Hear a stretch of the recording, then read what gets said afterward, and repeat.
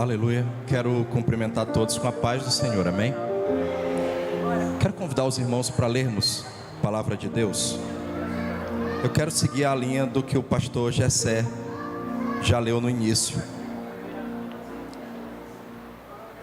É praticamente o mesmo texto em outro salmo. Salmo 103.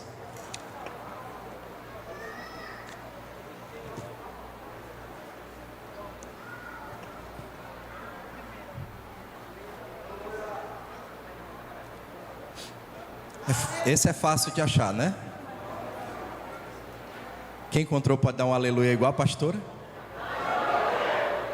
Salmo 103 diz assim: bendize, ó minha alma, ao Senhor, e tudo que há em mim, bendiga seu santo nome.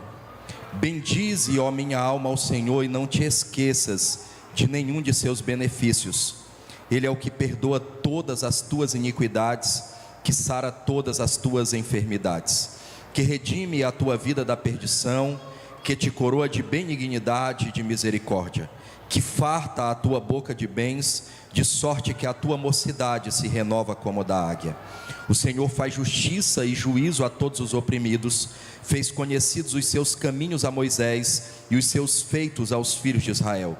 Misericordioso e piedoso é o Senhor, longânimo e grande em benignidade. Não reprovará perpetuamente, nem para sempre reterá sua ira. Não nos tratou segundo os nossos pecados, nem nos recompensou segundo as nossas iniquidades. Pois assim como o céu está elevado acima da terra, assim grande é a sua misericórdia para com os que o temem. Assim como está longe o oriente do ocidente, assim afasta de nós as nossas transgressões. Assim como um pai se compadece dos seus filhos, assim o Senhor se compadece daqueles que o temem. Pois Ele conhece a nossa estrutura, lembra-se de que somos pó. Quanto ao homem, os seus dias são como a erva, como a flor do campo que floresce. Passando por ela um vento, logo se vai, e o seu lugar não será mais conhecido. Mas a misericórdia do Senhor é desde a eternidade até a eternidade sobre aqueles que o temem, e a sua justiça sobre os filhos dos filhos, sobre aqueles que guardam a sua aliança e sobre os que lembram dos seus mandamentos para o cumprir. O Senhor tem estabelecido o seu trono nos céus, e o seu reino domina sobre tudo. Bendizei ao Senhor todos os seus anjos, vós que excedeis em força, que guardais os seus mandamentos, obedecendo a voz da sua palavra. Bendizei ao Senhor todos os seus exércitos, vós ministros seus que executais o seu beneplácito. Bendizei ao Senhor todas as suas obras, em todos os lugares do seu domínio. Bendize, ó minha alma, ao Senhor. Amém? Quero agradecer pela reverência prestada à palavra de Deus. Pode sentar.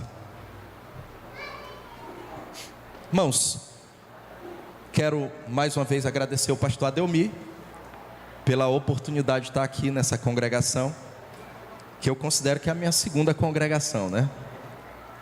E é sempre uma honra estar aqui. Aqui nós temos grandes amigos, começando pela família pastoral. Eu quero, no tempo que tenho, e não vou me estender muito, viu, pastor? Que não quero que o senhor atrase as outras programações. Mas eu quero expor o Salmo 103, que é um salmo lindo. O Salmo 103, ele em Israel não é pregado, é cantado.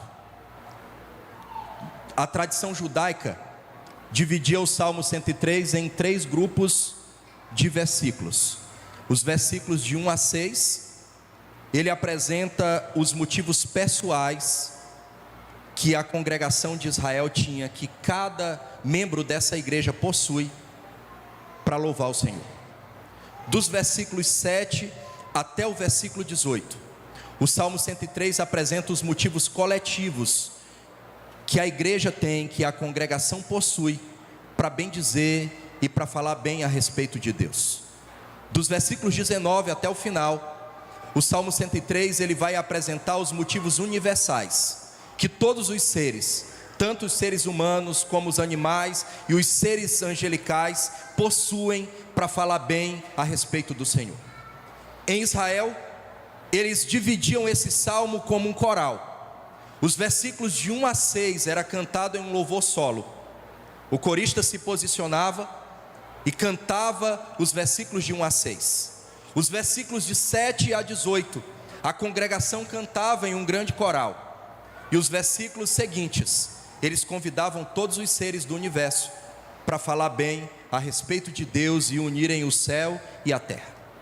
E eu quero me deter a essas divisões, começando pela primeira sessão, a sessão de 1 a 6, onde vai ter os motivos que cada um de nós possuímos para falar bem a respeito do Senhor.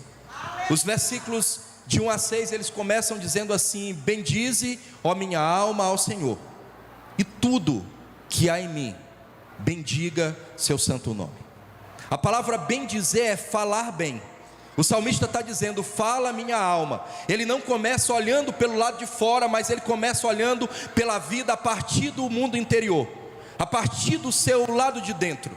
E ele olha para dentro de si mesmo, e ele diz assim: fale bem a respeito do Senhor, ó minha alma, e tudo que há em mim, cada célula, cada sentimento, cada tecido, cada órgão do meu corpo, cada expressão da minha vida, fale bem a respeito do Senhor.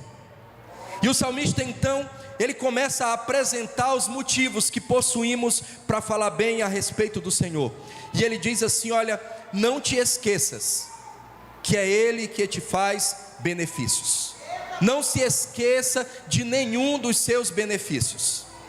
Tem um hino da nossa harpa, não sei se está na harpa, mas está no convívio da igreja, que ele diz assim: conta as bênçãos, dize quantas são, recebidas da divina mão, uma a uma, e você ficará surpreso o quanto Deus já fez. Se você começar a enumerar todos os benefícios de Deus para a sua vida no ano que findou, nos anos anteriores, durante toda a sua trajetória, todos os livramentos, as coisas que você percebeu, as coisas que você não percebeu, os livramentos que Deus te deu.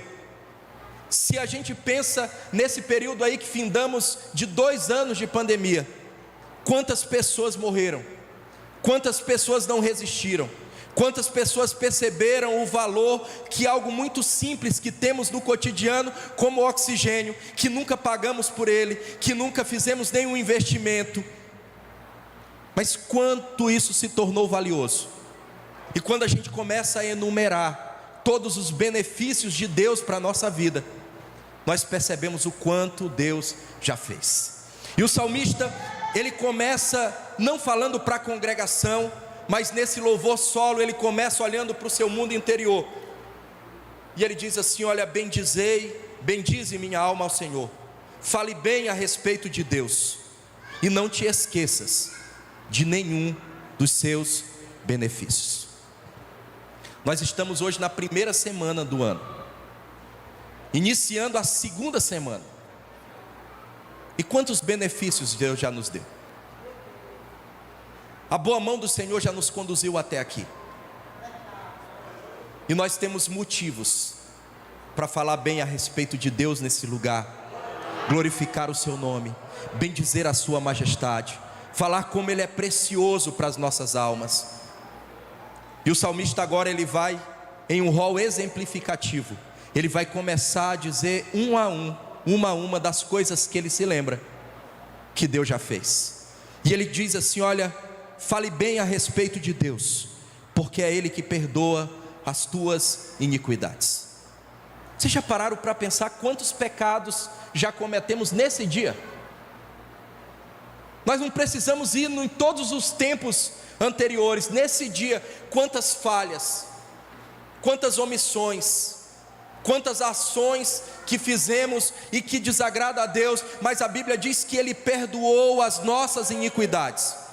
Se nós não tivéssemos mais nenhum motivo, o sangue derramado na cruz do Calvário, o sacrifício vicário de Cristo, já seria suficiente para falarmos bem a respeito do nosso Deus. Mas o salmista ainda diz: olha, Ele não só perdoou as tuas iniquidades, mas todas as vezes que você foi curado, foi por intermédio dEle, porque é Ele que sara as tuas enfermidades. E Deus nos sarou de uma enfermidade muito pior do que as enfermidades que nos afetam o corpo físico.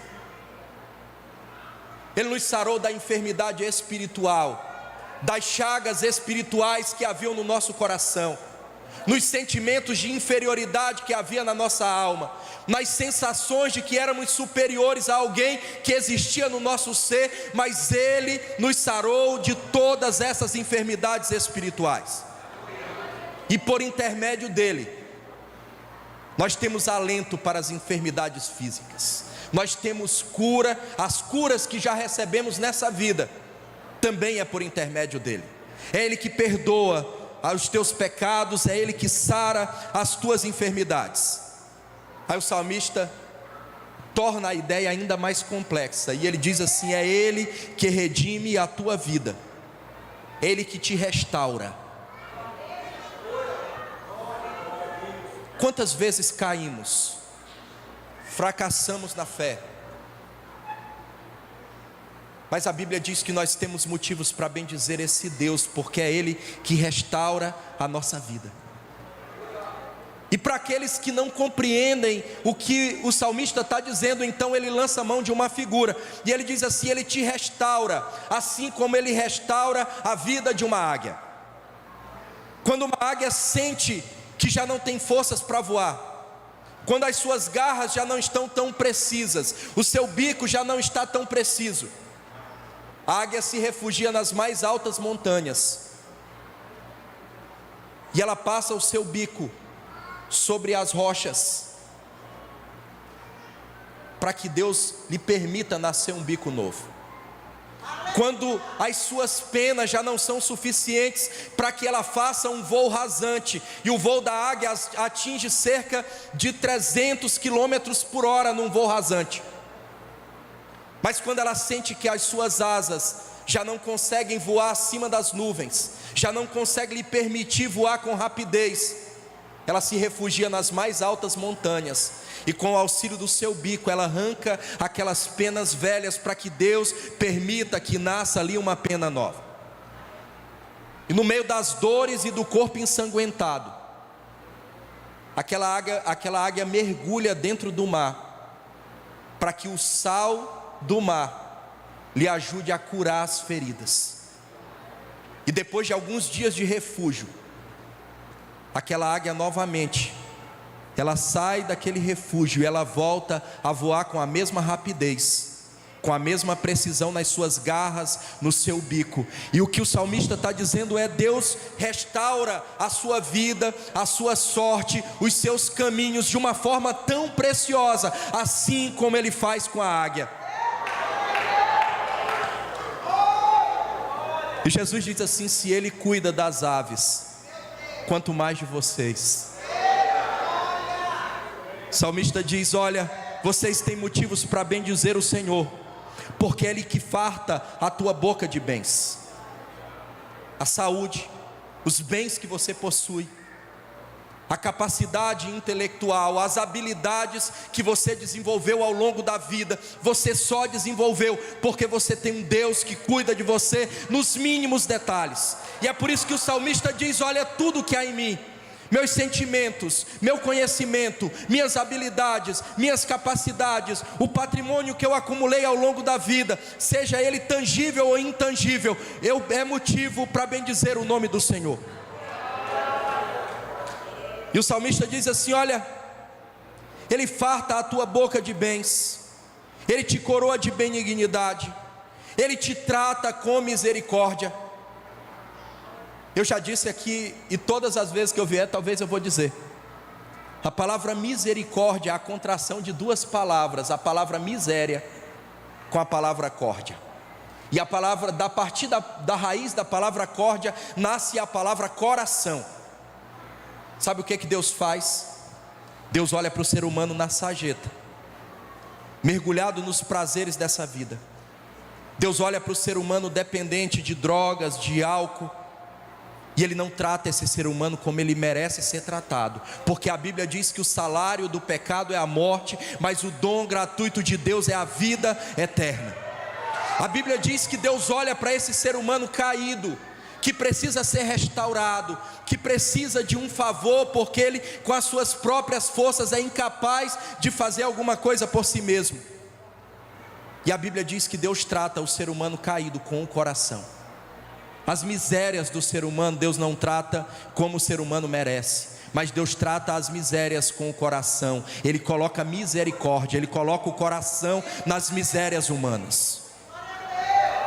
Às vezes nós olhamos para o ser humano longe de Deus, distanciado de Deus, aprisionados pelos vícios e pelos pecados.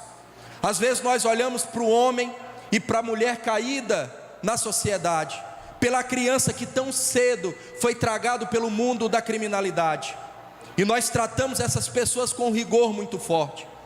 Às vezes nós olhamos para o adúltero, às vezes até mesmo para o pior homicida dessa terra, e nós desejamos às vezes para esse homem a morte. Mas Deus olha para as misérias da vida desse homem e trata esse homem com o coração, com graça, com benevolência, porque é assim que Deus trata o ser humano, e essa é a nossa história. Nós só estamos aqui nessa noite porque Deus nos tratou com bondade, porque Deus colocou o coração nas nossas misérias. E nesse momento, depois de falar de perdão, de restauração, de cura, de benignidade, de misericórdia, o salmista percebe que ele sozinho é insuficiente para glorificar a Deus, e ele convida o coro de toda a congregação de Israel ali presente para cantar junto com ele o Salmo 103. E sabe qual é a grande verdade dos versículos seguintes? Ele vai dizer todas as coisas que ele já disse nos versículos anteriores. Só que como nós somos tendenciosos a não entendermos Deus, o salmista agora começa a fazer figuras das coisas que ele já disse. E ele começa a reforçar a ideia, transformando as coisas que estavam no abstrato em coisas concretas. E o salmista agora ele vai falar sobre todas as coisas que ele já falou. E observe como ele diz no versículo 11. Ele diz assim: pois assim como o céu está elevado acima da terra, assim grande é a misericórdia do Senhor para aqueles que o temem. Sabe o que o salmista está dizendo? O salmista está dizendo assim: você quer saber como Deus te ama? Você quer de verdade saber o tamanho da misericórdia de Deus? Deite no chão e olhe para cima. Se você for capaz de mensurar a distância entre terra e céu, se o Júnior estiver lá no Baratão, né, fazendo a propaganda aqui, né? Se o Júnior estiver lá no Baratão, uma trena que seja capaz de medir a distância entre terra e céu, você vai entender o tamanho da misericórdia e do amor e da graça e da benevolência de Deus para a sua vida. Assim como nós somos incapazes de mensurar a distância entre terra e céu, nós também não somos capazes de mensurar o tamanho do amor e da misericórdia de Deus com a sua igreja, com a sua congregação e até mesmo com o homem caído da sociedade. O salmista, ele faz outra figura. Ele diz assim: você quer entender como Deus te perdoou? Assim como o Ocidente e o Oriente estão distantes, assim como existe um abismo entre o Ocidente e o Oriente, assim Deus fez com você. Ele pegou os seus pecados e colocou de um lado, e colocou você do outro lado, e Ele criou um abismo entre você e os seus pecados. Olha o que diz o versículo 12, ele diz assim: assim como está longe o Oriente do Ocidente, assim afasta de nós as nossas transgressões. Deus pegou os pecados humanos, colocou de um lado, e pegou o ser humano pecador e colocou do outro, e criou um abismo entre nós e os nossos pecados. Tem um poeta que diz que ele lançou os nossos pecados no mar do esquecimento e colocou uma plaquinha dizendo: é proibido pescar. Às vezes nós nos acusamos das fraquezas que temos, das quedas e dos fracassos que enfrentamos ao longo da vida. Mas Deus olha para você e Ele coloca seus pecados de um lado e Ele nem se lembra mais, que é assim que a palavra de Deus nos diz. Mas talvez você não entenda como Deus te ama, como você e a sua vida, a sua família e essa congregação é preciosa para Ele. E Ele pega agora talvez a figura mais importante do Salmo 103, no versículo 13. Ele diz assim: assim como um pai se compadece dos seus filhos, assim o Senhor se compadece daqueles que o temem.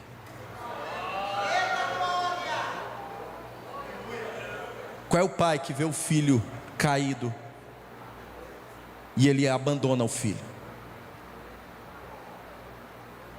Mas Isaías 49, versículo 16 diz que ainda é algo distante e improvável. Mas Isaías 49, 16 diz que ainda que uma mãe venha se esquecer do filho que amamenta, eu todavia não me esquecerei de ti, porque eu te tenho gravado nas minhas mãos. Ao longo do livro de Eclesiastes, ele fala que os seres humanos ao longo de toda a história, só mudou a época, mas o ser humano sempre se deteve em buscar riquezas, fama, poder. E o capítulo 11 termina assim: lembre-se, goze a vida, aproveite a vida, mas lembre que tudo que você fizer nessa vida, você prestará conta ao Senhor. E o capítulo 12 começa dizendo assim: lembra-te do teu Criador nos dias da tua mocidade, antes que venha a velhice e você não tenha mais vigor e nem prazer na vida. E o capítulo 12 termina com o ser humano morrendo e o seu espírito seguindo o destino eterno. O livro de Eclesiastes, ele aparece no cenário bíblico só para dizer que a vida é muito rápida e que Deus sabe que a nossa estrutura é frágil e finita. Mas mesmo Ele sendo infinito, soberano, complexo, mesmo Ele tendo uma mente que o ser humano não consegue penetrar, Ele escolheu amar o ser humano finito. E a Bíblia diz que Ele, podendo habitar nos mais belos lugares do universo, Ele resolveu habitar num coração contrito e quebrantado. E a Bíblia diz que a esse Ele não rejeita.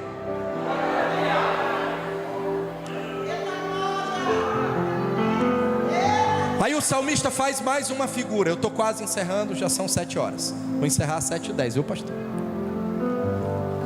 Ele faz mais uma outra figura para falar sobre a finitude da vida. E ele compara o ser humano com uma erva que surge.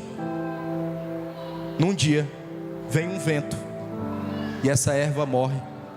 E no outro dia ninguém nem sabe que já teve uma erva naquele lugar.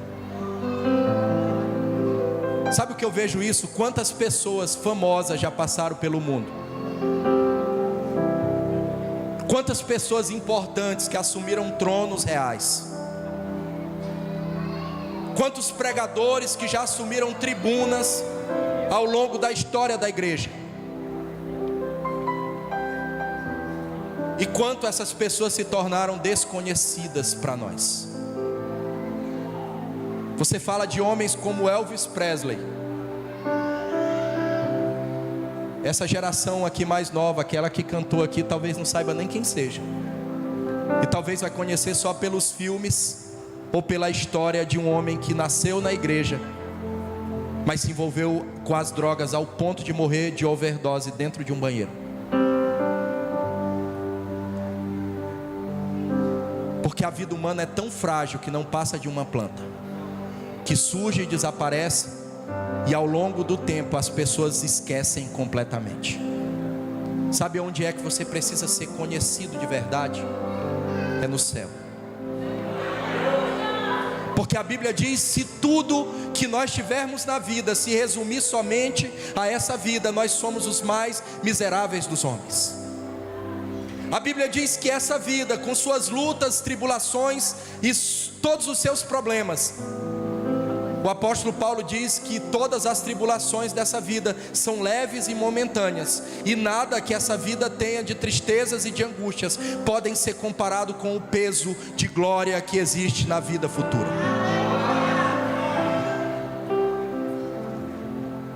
Mas eu quero, aproveitando que estamos reunidos em família, eu queria que vocês lessem comigo o versículo 17, porque ele termina com uma das retóricas mais presentes no Salmo, nos Salmos. Versículo 17 diz assim: mas a misericórdia do Senhor é de eternidade a eternidade. Ele monta um paralelismo. Se de um lado a vida humana não passa de uma planta que surge e morre, do outro lado a misericórdia do Senhor dura de eternidade a eternidade. E ele diz assim: olha, e a misericórdia do Senhor é sobre aqueles que o temem, e a sua justiça sobre os filhos dos filhos. Eu gostei de todo o momento que a gente cultuou a Deus aqui nessa noite, mas o que mais me alegrou foi ver aquelas crianças ali cantando, porque é sinal que tem uma geração que está deixando exemplo para a próxima geração. A grande preocupação de Deus, irmãos, é sempre com a geração dos filhos e dos netos. Observe que o Salmo diz assim, ó, sobre os filhos dos filhos. Sabe por quê? Porque quando pais e mães se levantam para ensinar seus filhos sobre como é importante falar bem a respeito de Deus dentro do seu lar, mesmo diante das angústias e das tribulações da vida, quando uma família se levanta para falar bem a respeito de Deus para os seus filhos, os seus filhos aprendem sobre Deus, sobre o caráter dele, sobre a forma como ele nos trata, mesmo diante das crises e das lutas que enfrentamos. E esses filhos que aprenderam a bendizer a Deus, a falar bem a respeito dele, falarão também para os seus filhos, e assim a palavra de Deus vai se estendendo de geração em geração, e as gerações futuras vão glorificando e exaltando e adorando a Deus, porque é do celeiro fértil das famílias da igreja que abençoarão essa cidade. São dos filhos de homens e mulheres que temem a Deus que está o resultado de mudança na justiça social, no caráter de corrupção desse país e de tantas outras nações. É a partir de homens e mulheres que resolvem bendizer a Deus dentro do seu lar, mesmo diante das escassez, das perdas e até mesmo no luto. Quando eles bendizem a Deus dentro do seu lar, os seus filhos aprendem como é importante falar bem a respeito de Deus. E esses filhos ensinam para os seus netos, e as próximas gerações são abençoadas pela presença de Deus. O livro de Juízes, ele mostra um fracasso de 90 anos de Israel. Durante 21 vezes o povo de Israel foi levado como escravo por outras nações. Durante 90 anos aquele povo viveu distante de Deus e não conhecia mais Deus. E sabe por quê? Uma única geração que não adorou Deus. Quando uma geração se cala, a próxima geração desconhece Deus, e as próximas gerações não adorarão Deus. E o que o salmista está dizendo é: diante de tudo que Deus faz, do que Ele é, do que Ele representa para você, fale bem a respeito dEle, na sua casa, na comunidade, no seu local de trabalho, na universidade, na escola. Fale bem a respeito de Deus com tudo que você tem, com os seus bens, com o seu conhecimento, com as suas habilidades, com os seus sentimentos, com as suas emoções mais profundas, com a sua capacidade de perdoar, com a sua capacidade de recomeçar. Fale bem a respeito do Senhor, para que os filhos dos filhos sejam abençoados por Deus.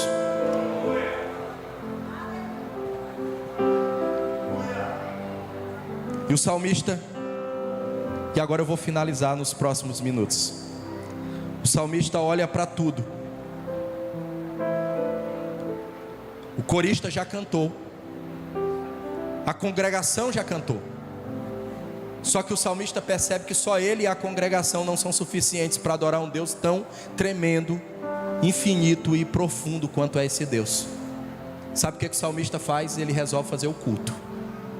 Culto de verdade é a união entre terra e céu. Quando terra e céu se unem, a gente tem um culto. O salmista percebe que só ele e a congregação são insuficientes. Então ele olha para o alto e ele diz assim: Deus estabeleceu o seu trono no céu. Versículo 19. Ele colocou o seu trono no céu, e todas as coisas que existem estão debaixo do seu domínio e do seu beneplácito. Então, sabendo disso, ele diz assim: então louvem ao Senhor os seus anjos poderosos, louvem ao Senhor todas as obras do seu domínio, louvem ao Senhor todos os seres que estão na terra, que estão nos mares, que estão no céu. Todos os seres que respiram, louvem ao Senhor. Porque culto de verdade é esse relacionamento entre terra e céu. Mas sabe como é que ele termina o salmo? Como ele começou. O salmo 103 não termina com uma apoteose. O salmo 103 termina com o salmista olhando para dentro de si novamente. E aí a Bíblia não diz, já sou eu que estou inventando. O salmista, ele já cantou só, ele já chamou a congregação, ele já chamou os anjos poderosos, mas ele termina o salmo se responsabilizando novamente. Sabe por quê? Se a congregação se calar, se os anjos se calarem, é um fato bem improvável. Ainda que os seres que devem bendizer a Deus, falar sobre Ele, se calem, o salmista diz assim: eu não posso me calar. E ele termina o salmo olhando novamente para dentro de si, e ele diz assim: bendize minha alma ao Senhor. Eu queria que você ficasse em pé.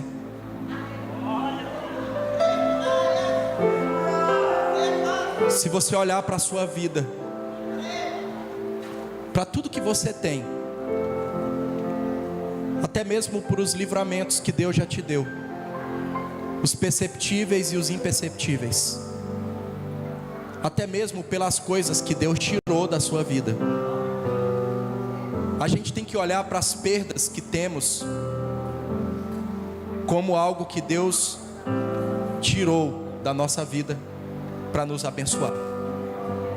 Quando a gente percebe que até mesmo as perdas, porque Romanos capítulo 8 diz assim: olha, todas as coisas, e não somente algumas, todas as coisas contribuem juntamente para o bem daqueles que amam a Deus. Você ama a Deus? Se você ama a Deus, você tem que entender que até as perdas, os lutos que você enfrentou, as tribulações e as dificuldades, os limites que você possui, Deus transforma em bênçãos para a sua vida, para a sua família, para a sua história. Deus pegou José vendido como escravo e transformou em bênção para aquela família de Jacó. Deus pegou o Daniel, que foi jogado na cova dos leões, e transformou em bênção para a Babilônia, para que eles soubessem quem era Deus. Deus pegou o Sadraque, o Mesaque e o Abednego, jogado dentro de uma fornalha aquecida 7 vezes mais, e Ele transformou em bênçãos para que aquele povo soubesse quem é Deus. Deus pegou o sacrifício da cruz de Cristo e transformou em salvação para a tua casa, para a tua vida, para a tua família, para as tuas gerações. E o que Deus espera é que você olhe para dentro e bendiga o nome do Senhor. Eu não sei se eu posso pedir, pastor, mas eu ainda tenho 4 minutos. Eu queria pedir a banda Atros para cantar aquele A Bondade de Deus, pode ser? No queima-roupa assim, ó. E eu queria que você fechasse seus olhos. Eu não vim aqui para fazer um espetáculo, para tentar te hipnotizar, fazer qualquer coisa. Eu vim aqui para te dizer que você tem um Deus que vela pela sua vida. Então eu queria que você fechasse seus olhos, olhasse para dentro de você e conversasse com Deus. Aproveite a letra desse hino e transforme ela numa oração. Te amo.